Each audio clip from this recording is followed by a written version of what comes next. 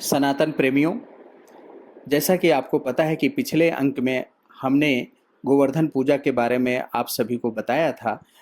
अब इस कहानी के अंक में इंद्र का कोप, गोवर्धन धारण कहानी का शीर्षक है। जब इंद्र को यह पता चलता है कि ब्रजवासियों ने मेरी पूजा बंद कर दी है, तब वो नंद बाबा आदि गोपों पर बहुत ही क्रोधित हुए। इंद्र को अपने पद का इतना बड़ा घमंड था, वो अपने आप को ही त्रिलोकी का ईश्वर समझने लगे थे। उन्होंने क्रोध में से तिलमिलाकर प्रलय करने वाले बादलों को वज्र पर चढ़ाई करने का आदेश दे दिया। उन्होंने कहा, देखो, इन जंगली ग्वालों का इतना घमंड हो गया है कि इन सभी ने एक साधारण मनुष्य श्री कृष्ण के बल पर मुझे मेरा इतना बड़ा अपमान कर दिया है। कृष्ण नादान और मूर्ख होने पर भी अपने आप को बहुत बड़ा ज्ञानी समझता है।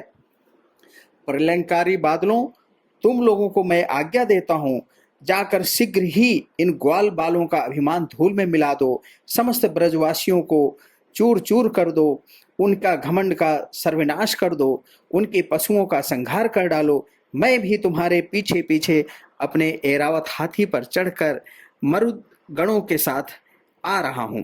इंद्र ने मेघों को इस प्रकार का आदेश देकर उनके बंधन खोल दिए। अब वे बड़े वेग से ब्रज पर चढ़ आए और मूसलाधार पानी बरसाकर सारे ब्रज को पीड़ित करने लगे। बिजलियां चमकने लगी, बादल गरजने लगे, आपस में टकराकर जोर जोर से कड़कने की आवाजें आने लगी। पूरा ब्रज अंधकारमय हो गया। भयंकर आंधी के साथ ओले बरसने लगे। ब्रज भूमि का कोना कोना पानी से भर गया। चारों तरफ पानी ही पानी, जिधर देखो पानी, ऊपर देखो पानी, नीचे देखो पानी, चारों तरफ पानी ही पानी। ग्वाल बाल और पशुओं को समझ में नहीं आ रहा है कि वो करें तो क्या करें। पशु और ग्वाल बाल सभी ठंड से कांपने लगे।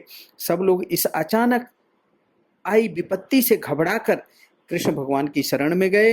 वो लोग श्री कृष्ण से कहने लगे, हे लला, अब तो इस भयानक कष्ट से तुम ही हमारी रक्षा कर सकते हो। हमें तुम पर पूरा विश्वास है, आप हमारी रक्षा करिए। इस अकस्मात बारिश से, प्रचंड बारिश से हमें बचाइए।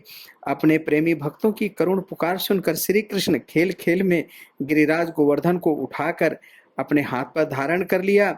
इसके बाद उन्होंने सभी अपने गोपों से, अपने दोस्तों से, अपने साथियों से कहा कि आप सभी लोग अपने पशुधन के साथ आकर गोवर्धन के नीचे आराम से बैठ जाएं। कोई भी इस तरीके से ना सोचे कि पर्वत उन पर गिर पड़ेगा। आप लोगों की रक्षा के लिए ही तो मैंने इसे उठाया है। फिर क्या था, सभी गोपिकाएं अपने पशु और अपने धन, किसान धन और भोजन सामग्री के साथ गोवर्धन पर्वत के नीचे आ गए। भगवान श्री कृष्ण ने लगातार 7 दिनों तक भूख, प्यास और विश्राम की चिंता भूलकर गोवर्धन को उठाए रखा। वो एक क्षण भी नहीं हिले। श्री कृष्ण की योग माया का यह प्रभाव देखकर सबके सब आश्चर्यचकित रह गए। इंद्र भी भौचक्के रह गए। इसके बाद उन्होंने अपने आप मेघों को वर्षा रोकने का आदेश दे दिया। गोवर्धनधारी गोपाल ने जब यह देखा कि बारिश अब सतत बंद हो गई है, आकाश के बादल छंट गए हैं, चारों तरफ धीरे धीरे किरणमयी प्रकाश का उजाला फैल रहा है, तब उन्होंने गोपों से कहा कि तुम लोग अब बेफिक्र होकर निडर हो जाओ। अपने अपने गोधन और बच्चों के साथ बाहर निकल कर देखो। जब आंधी पानी बंद हो गया है, गोपाल भगवान श्री कृष्ण का आदेश सुनकर सब लोग बाहर आ गए और उन्होंने गोवर्धन को पुनः अपने स्थान पर रख दिया।